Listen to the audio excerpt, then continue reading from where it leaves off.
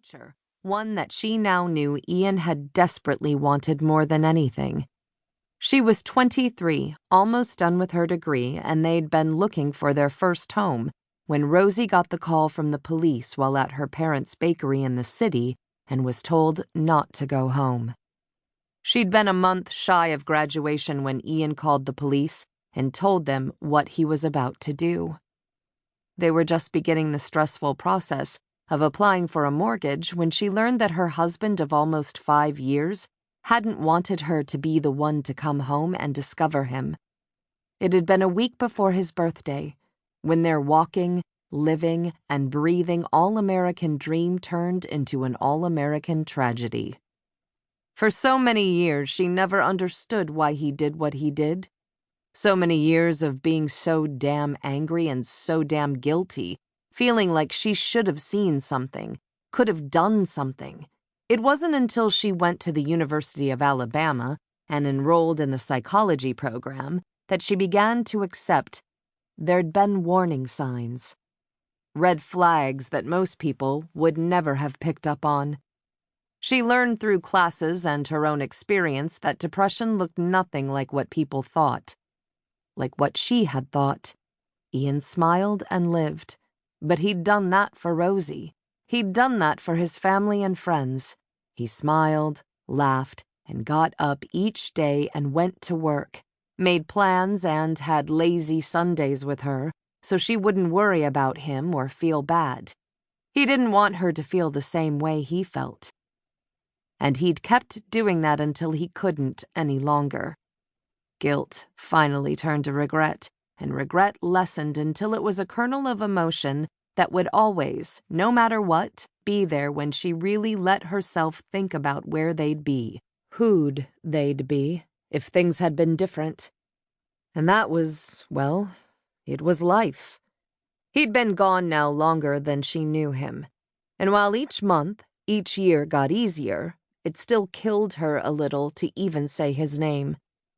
Rosie didn't believe you could simply move on from losing someone you truly loved, someone who was not only your best friend but also your other half. You didn't get back that part of you that you irrevocably gave to another person. When they left, that part disappeared forever with them. But Rosie believed you could come to accept that they were no longer there and keep living and enjoying life. There wasn't anything she was prouder of than the fact that she did just that. No one, not a single damn person, could say she was weak, that she didn't dust off her ass and pick herself back up, because you could never begin to understand the turbulent, ever-changing whirlwind of utterly violent emotions that came with losing someone you cherished more than anything in this world to their own hand. No one. She got not 1 or 2 degrees, but 3 of them. She went out and had fun. The crazy fun that sometimes felt like it was moments away from becoming the kind of fun that ended with the police showing up.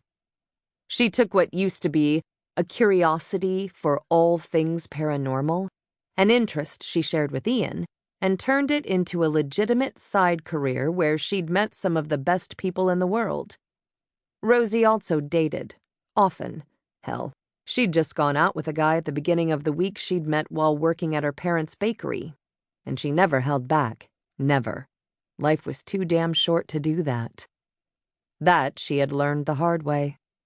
But today, on the 10th anniversary of Ian's death, it was hard not to feel like it happened yesterday. It was almost impossible to not be cloaked in suffocating sadness. Reaching around her neck, she tugged on the gold chain she always wore. She pulled it out from under the collar of her dress, curling her fingers around the gold band. Her husband's ring. She lifted it to her lips and kissed the warm metal.